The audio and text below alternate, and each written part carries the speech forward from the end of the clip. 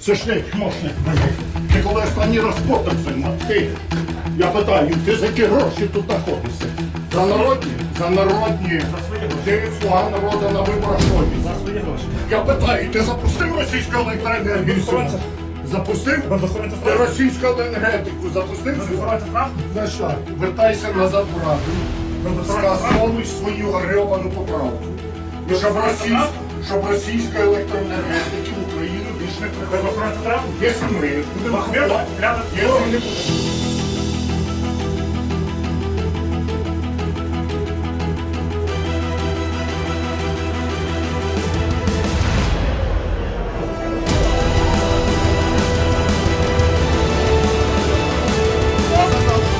Я вас підтримую.